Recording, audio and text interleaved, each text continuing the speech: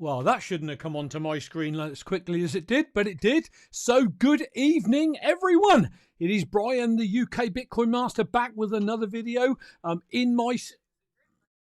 hang on a second. I can hear me twice. I don't know what the heck's going on there. I hope you guys can't.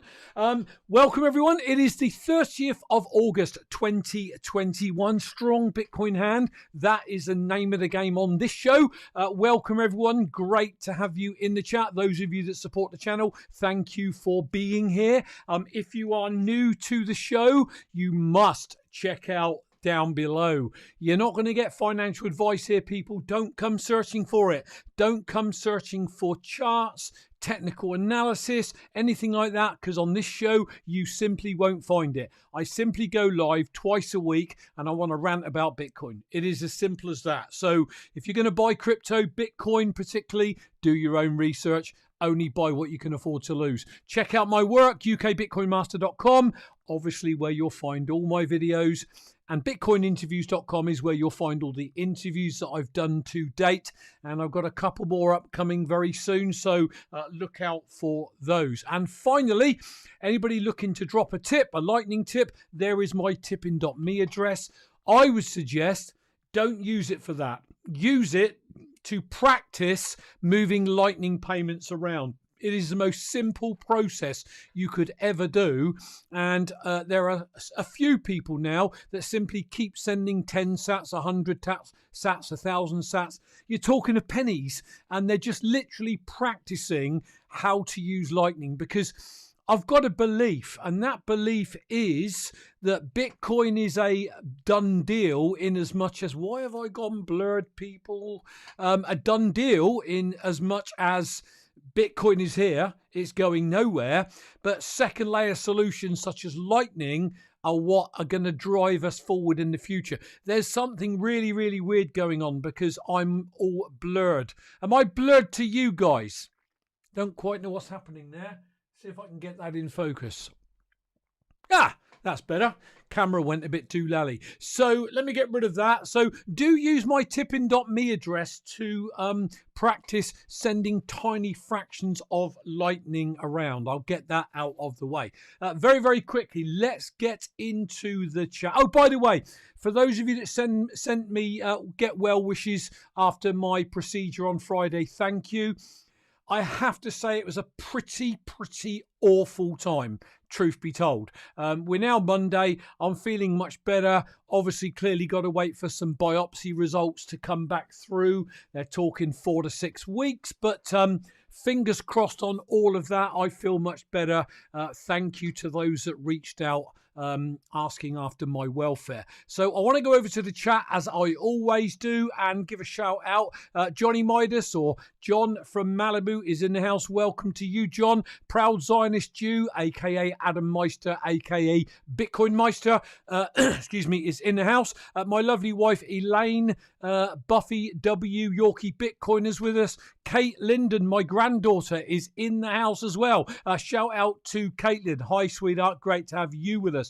Budge Dobnik, good to see you back with us. Paul Rouleau is in the house. Ian Stewart's house is with us. Who else have we got? Anybody else joining? Lance is in the house. Lance Hodder, welcome to you. Great to see you back as well. We've just had Zaza join us. Welcome, Zaza. Get in there. Great to have you in the house as well. Excuse me. Now, very, very quick shout out, if I may. If you support me here, come and support me on Saturday evening when I'm one of the guests on BTC Sessions Why Are We Bullish show. So I'm pretty excited about that. That's the 4th. Come and join us Saturday evening. Support us over there. I'm going to be representing the boomers on the show, and I'm really, really looking forward to that one. So that's Saturday evening. Make a note. Go and find it, and obviously then put a note in your diary. Right, okay, let me just move this screen a moment because I can see something weird going wrong for when we get started. Right, so I've already mentioned it's the 30th of August. Crikey, we're going into September in a little over 24 hours time. It's like madness, but it's also potentially the most exciting time coming up of the year of the bull run. No crystal balls, but if it follows the last couple of bull runs, wow, are we in for some explosiveness, let's just say that. So let's very quickly get on over to the desktop, see what's going on. A quick look at the Bitcoin charts. We are 48.1, so we're in that range of moving sideways as we have been, but pay attention to the short video clips that I've got, because I think we got no crystal ball again, but I think that and the analysts think that the last handful of months of this year could be pretty exciting. So as it stands at the moment, you will currently get 2,078 satoshis for every dollar spent. So therefore, spend $10, you're going to get 20,000 sats. Spend $10,000, you're going to get 200,000 sats. Sats are on sale, people, at the moment. They're not going to be on sale for much longer. If you think 20 quid here, 50 quid there, 100 quid there won't make much of a difference, you're mistaken. Get those satoshis. Get on that bandwagon, people, because the train is pulling out of Z Station, I can tell you. So what I want to do is, as always, run a couple of short video clips, and I will interject during those clips and talk about what we're hearing. Now, look, one of the reasons I'm doing it this way is because I am an OG Brit who fell down the rabbit hole over 4 years ago. And that's why, by the way, I've got this 5-year chart, because if you buy Bitcoin and you hold your Bitcoin for at least 4 years, you will always be up in dollar and pound value, always. I don't think that's ever failed unless somebody corrects me on that. And that's why we say the 4-year cycles hold for a 4-year cycle, so you know what it's like to be in a bear market, so you know what it's like to see the halving, to see the bull run, to see the corrections. But the question we have to ask, could that change? Are we moving into an era where we may not see those huge pullbacks, and Bitcoin might pull back 20%, 50%, and then go off and carry on its trajectory upwards? Who knows? Dan Held calls it a super cycle. We don't know. All I know is what I'm about to cover with you all. Don't take that as read. Don't take that as gospel. Just take it for what it is and understand that none of us can time or predict the market. And if you try and do that and you try and trade, you are going to get wrecked. Oh, one last thing before we get on to that. Really exciting. Elaine and I decided to take a trip out yesterday, and we went down to the beach, and we sat on the beach and just took, I paddled my feet in the water. I don't normally do that because the British sea is too flipping cold, but it was absolutely gorgeous. Anyway, we spent 6 or 7 hours on the beach and had a nice picnic, relaxed, chilled out, spent time. And as we were packing up, all of a sudden this voice shouted out, come running over to me with his mate, and he said, wow! He said, can I take a photograph of you? And I went, why? And he said, because you're a Bitcoiner. I had my Bitcoin Boomer t-shirt on. He said, you're a Bitcoiner. He said, and we just don't see them. Anyway, we had this long conversation with these couple of guys from up in the north of the UK. And maybe they're watching, maybe they're not. They both had one of my cards, and I told them to follow the channel. And if you are watching, great. It was great to have met you yesterday. And if you're not, hey, that's your loss. But the exciting thing was, I tend to go out and I wear something because I want somebody to say to me, as this t-shirt says, ask me about Bitcoin. Reality is, they never do. Nobody does, which is why I tweeted yesterday, how blessed I am to have found Bitcoin 4 years ago, and yet pretty well everybody on that beach, or at least maybe 99.9% of them, maybe have never heard of Bitcoin, have heard about it and dismissed it, have heard about it and can't be asked, thinking it's just a fad.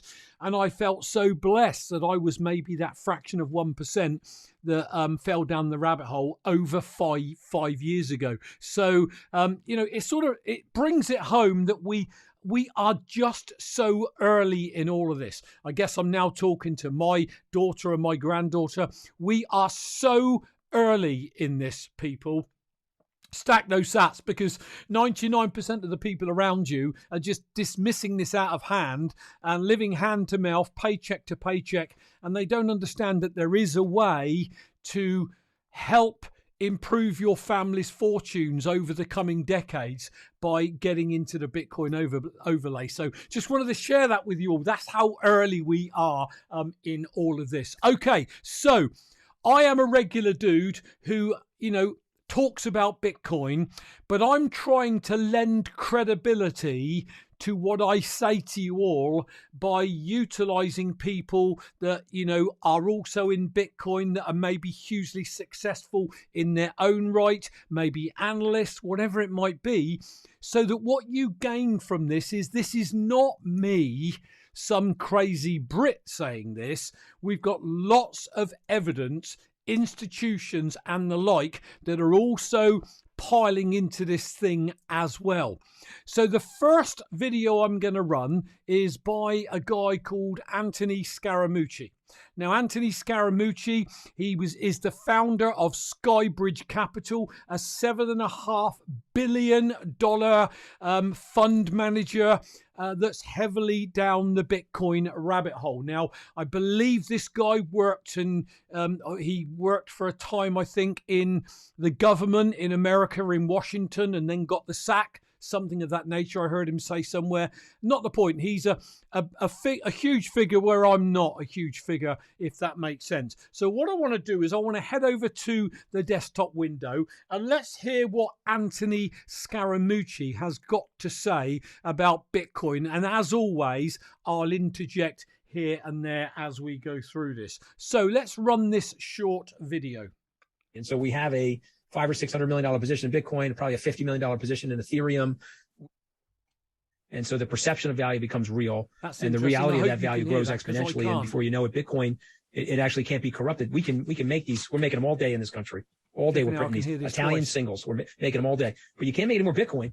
You're sort of stuck with the 21 million of them. We probably have 3-ish million of them that have disappeared. So I don't know. I'm a big believer in looking at the future the way it is and the way it's going. I've got to stop that a minute, because for some reason I'm listening to this twice and I'm trying to find out why. Hang on, people. Yeah, I think it is. I got that other window open there monitoring. I know what it is.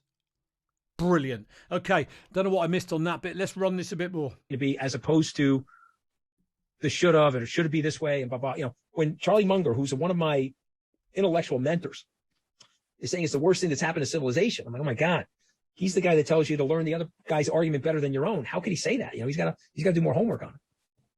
So there's the first one. He's got to do more homework. So Charlie Munger, I don't know, is he in his 90s? Is he 90 or late 80s? I can't remember. He's pretty old, isn't he? But the challenge is someone like Charlie Munger, who's Warren Buffett's partner at Berkshire Hathaway, he's got a lot of influence. And of course, a lot of people, would listen to what he's got to say. But what Anthony Scaramucci has just said there is, Charlie Munger, he's been one of these people that's always been at the cut and thrust of finance. And he's got to learn his own lesson. He's dismissing this out of hand because he doesn't think it's real. And it's like total madness. What is the guy doing? And how many people is he going to influence by what he has to say? Let's run it a bit more. Anything can happen in Bitcoin. I agree with you there, especially these 50% declines that we have every so often. But it reminds me of companies like Amazon, who I've heard you reference before, with their 50% plus declines. I think they've had 6 or 7 of them in their timeline. Yeah. I counted 8, but maybe it's 6 or 7. No, I know they had one really big whopper, went down 90%, and Barron said Amazon.bomb, and they said that the company was no longer going to exist. So it went down to $16 or something. Yeah. Yes. So there you go. Amazon. How many huge corrections did Amazon have? Think about Bitcoin. Think about how you feel about Bitcoin when it is correcting. What is your emotional roller coaster? What does that look like when the Bitcoin price, let's use the term, piles downwards? And are you thinking, oh my goodness, what's going on? Particularly if you're a noob. And when you learn this sort of stuff as a noob, that helps you to build that strong, get in there, Bitcoin hand that I always say is absolutely paramount if you are going to hold through the tough times. And so the world of decentralized finance and peer-to-peer permissionless transactional activity is upon us. And so whether they like it or not, they want to block it. They want to go to their friends in the Senate to try to legislate it away. It's happening with or without them. And I want you to think of the innovation for a second without talking about Bitcoin or any of these individual cryptocurrencies. I just want you to think about the innovation where through a decentralized networking software protocol, we can create trust among individuals that are typically non-trusting or in some cases have incentives or motivation to hurt each other. Yeah, like the bank. Can we trust the banks? Can we trust all those financial institutions? No, we can't. You know, Bitcoin is trustless. You can send Bitcoin across the world peer to peer without any middleman, without any banks spying on what you're doing. And it's almost instantaneous if you do it on the Lightning Network, which is incredible. In a system or to distrust each other. You've created this playing field where computationally we trust each other based on math. And so that is going to have an exponential effect on the society. And it's also going to surprise people because what we're learning about our society is decentralization means more freedom, more opportunity, more innovation. Centralization means more control, less freedom, and I think a more boring life for that matter. So you're learning something about our behavior and our mechanisms through the blockchain that I think are fascinating. We're better off together, but we're better off webbed in a decentralized way as opposed to having ourselves subordinated to some type of control freak. And I think that's that. I love what he said there about we are better webbed together. And that's what I love about Bitcoin, this massive web where we're all interlinked, we're all involved in it. You know, if you're running a full node like I do, you know, all those full nodes are almost like mini banks really, and we can share, you know, Bitcoin with each other. We can, I just love what he's saying there because up until Bitcoin, you know, we are all relying on those financial institutions. They're taking their cuts. When you talk of remittances, you know, the amount that Western Union takes for a family to send some money home to maybe El Salvador or Venezuela or something or Tonga is totally disgusting. And I love what he said there about we are all webbed together and better together as a family. Love it. I tell people, listen, I don't want to be the dinosaur. I want to be a person that adapts, right? And Darwin said it best. It's not necessarily the strongest or the smartest, but it's the one that can adapt the most quickly and embrace the change that has the highest level of survival. And so I'm not going to sit here with 46 million wallets in the US, 125 million wallets globally. It's growing to 1 billion wallets by 2025 and miss that. I'm not going to get talked out of it by a journalist or a fuddy-duddy. You know, we talk about FUD, Trey, but we have these old fuddy-duddies. I'm not going to get talked out of it. I'm going to be or a client. I mean, one thing I really admire about you is, you know, you mentioned $400 or $500 million of money in Bitcoin, and that deterred some clients. Or you made that calculation. Yeah. Clients have fired me. You know, you probably heard me say that in one of my interviews. I have been fired because of my Bitcoin position. I've actually done the calculation of the number of people who are going to fire me and what the price of Bitcoin is going to be, and I'm totally okay with it. Okay, so you're going to fire me. We're going to replace you with appreciation. You know, and you're going to sit there scratching your head saying, well, why the hell did I get out of that? Well, you got out of it because everyone's a long-term investor until they have short-term losses. That's how.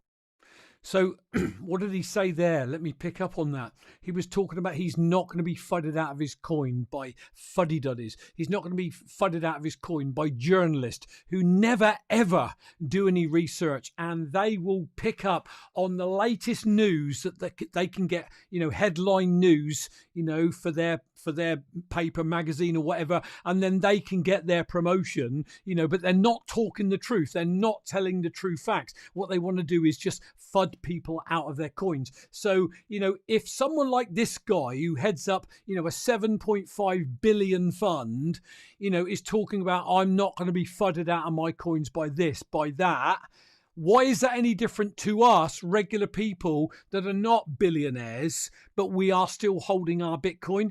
So there's a parallel there between what he's saying and what I try to educate my audience on. Works. You know, you get shaken out. The best investors, like you have this, we study billionaires.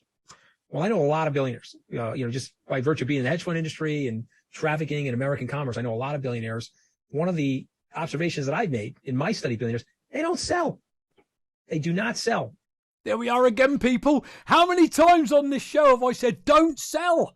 You don't sell the most pristine asset the world has ever seen in living human history. You don't sell that.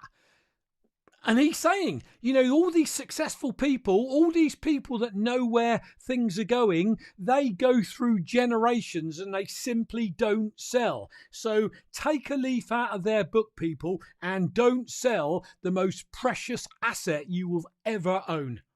Does Buffett sell? He does not. Does Elon Musk, is he blowing out SpaceX? He's not. You know, maybe Jeff Bezos is blowing out a small fraction of Amazon today to fund his Blue Origin, which is a whole nother big, gigantic, exponentially growing company, but he's not really selling. You know, he's chipped away a small piece. So, you know, you got to stay in there. You know, I'm not, you know, whatever Bitcoin exposure I have now, I expect to increase it. And not just through appreciation, I expect to add to the positions, but I don't see myself selling. I see myself holding or hodling for multiple decades. That's the observation that I think I wish I had told the younger version of myself. But I'm holding for multiple decades. Where have we heard that before?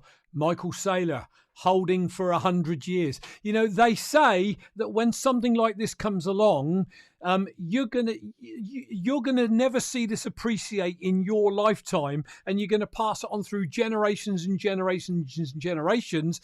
But whilst you're alive, you know what you're doing is the right thing, and I think that is such a powerful thing. Hold it for decades, hold it for generations. Very, very quickly, Yorkie Bitcoin has said the corrections are a great buying opportunity.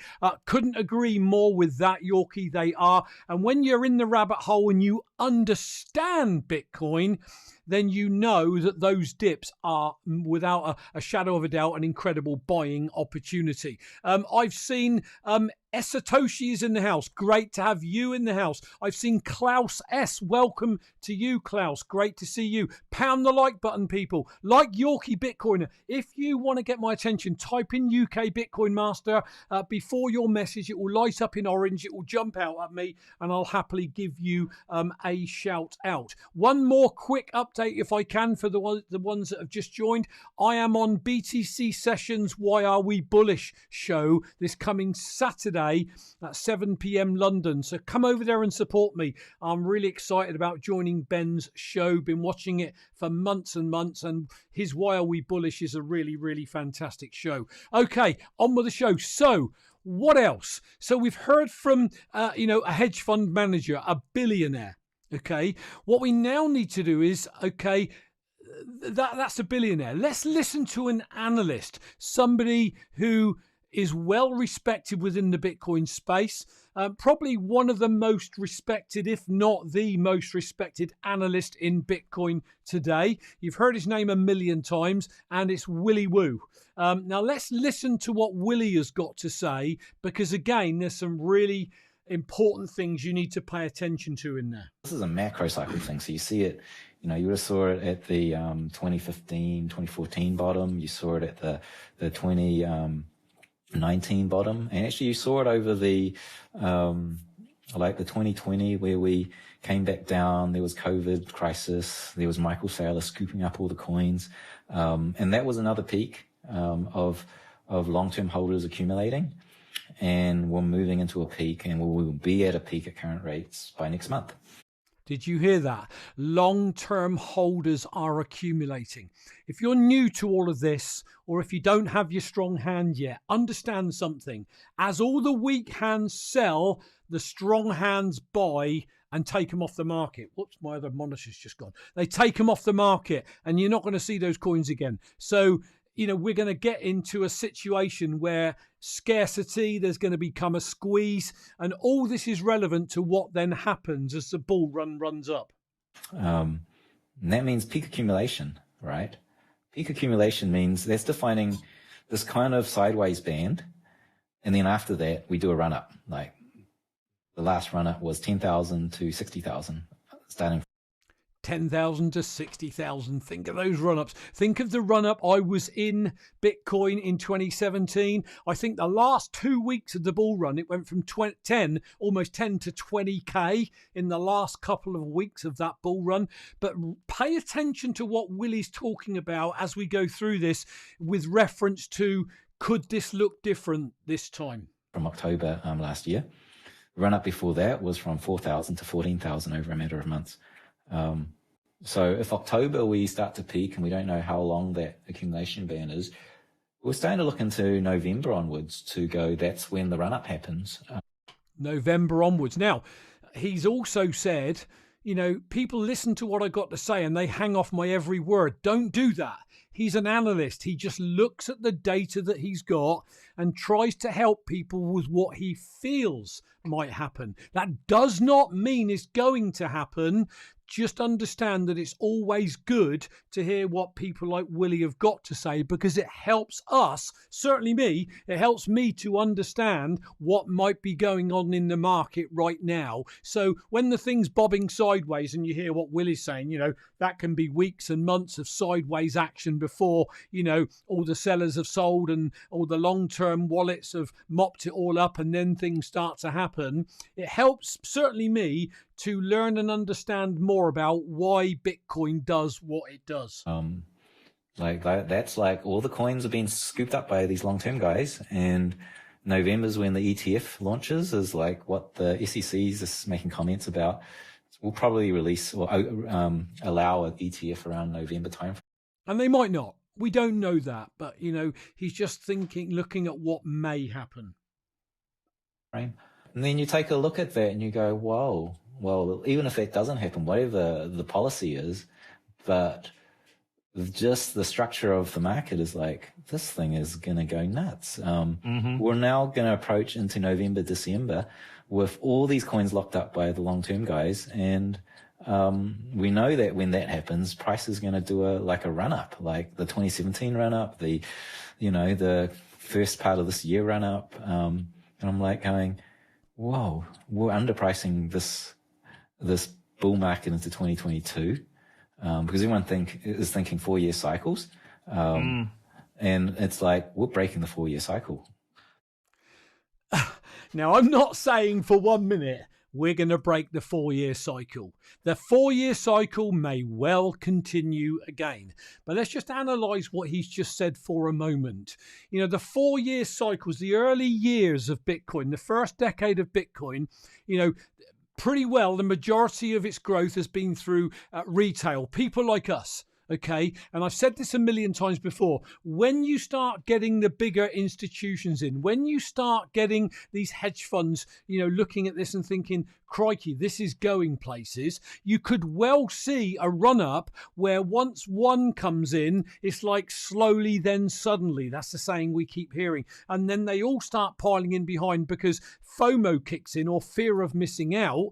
And then we get this critical mass where all of a sudden the pullback doesn't happen, or if it does, it's not so severe, and maybe then the bull run continues again. It might not, but what if it does? What if these people that are trading this thing, trying to time the market, and then they sell out thinking they've hit the top, and it pulls back 20 or 30%, and they sell out, and then the whole thing goes again? People are going to be sick to their stomach when they see what happens to Bitcoin over time, and this is why I'm just a hodler, because I don't want to try and time the market and get out of my position, and the only way I get back in is to spend more money than I exited with to get back into Bitcoin again. I don't want to be that person. So I've got my FOMO, my fear of missing out, which drives me to never sell my coins, if that makes some kind of sense. Dave Shackelford's in the house. Dave, welcome. Great to know you're with us. I don't think there's anybody else. Let's carry on with what we got. Yeah, so when I think of cycles, I think about the x-axis, the time component, which is 4 years. And I was interested to see if these super cycles, we skip a cycle and we come back. It's an 8-year bull run, and then we come back. And but I think what's happening is that we break the 4-year, and once we break it, it's essentially like this thing that's reached escape velocity, and we're no longer pulled into the 4-year mining cycle. And you can see it already. The price is doing this drunken wander of price discovery, and it's not these nice parabolics we saw before. And I think we just wander. We just keep wandering up and down as Bitcoin adopts and gets to saturation. There you go. Just confirming this sideways motion is normal. Bitcoin is discovering its price again. Because of this, sell, buy, accumulate, take the coins off the exchanges. It's all happening. Will Clemente, the new young lad coming through that seems to be great at analysing things, also saying that, the trend is showing that the long-term holders or hodlers are mopping up the market. They're taking their coins offline. that's just simply going to lead to a squeeze, people, and then the price of Bitcoin can only go one way. I am not saying it is going to only go one way, but logic tells you if something is valued, if people want it and there isn't enough of it, people will pay over the odds for it. That drives up the price. Without these, like 50% was the last pullback, which we just had. And that was the last one. That's a good kind of barometer of what we can expect in the future, and it'll get less and less and less. And then we have these correlations to macroeconomics. So that's it. That's the big revelation, is that's the first solid bit of on-chain, data-driven suggestion that we've reached escape velocity. If that don't excite you, I don't know what does. Some on-chain data analysis shows that we are reaching escape velocity. Well, when escape velocity happens, all hell breaks loose. Hold those coins, stack those sats, people, because, if there's anybody I might trust with this type of advice, it's Willie. I don't take it as gospel. It may not happen, but he's saying the on-chain data is certainly pointing in that direction. And that's getting me pretty excited, and I'm going, yeah, whoa. There you go. There you go. What else can I say to you? I think that's it. I think it's a very interesting opportunity because everyone's thinking one thing, and the latest stuff we can see in the data between the investors is that it's not going to repeat. And this cycle is not a 2013 double pump in a blow-off top. This is completely different. This is the new 2020 onward cycle, which we've never seen before. And I mean, even at the start of this year, I see the structure is completely different from 2013. You can look at price and you go, oh yeah, it's going to be a 2013. But if you look on chain, it's a completely different structure. Never seen it before. So, yeah. And even at the start of the year, they were going, what do you think is going to happen at the top, blah, blah, blah. And I'm going, I'll tell you when we get there. With third, fourth quarter, I'll have more information. And now it's starting to come in. And it's really interesting, it's wow, this is very promising. We're going to have another run and forget December sell-off, which has happened every other top. Yeah. So, yeah, it's good news. So, look, like I've said, we haven't got a crystal ball, people. All I know right now is just the most exciting time to be in this thing. And the one thing that I learned from Adam Meister, a.k.a. Bitcoin Meister, a.k.a. Proud Zionist Jew, who's in our chat, is that you just have to learn to do nothing with your Bitcoin. What do I always say on these shows? You buy the coins.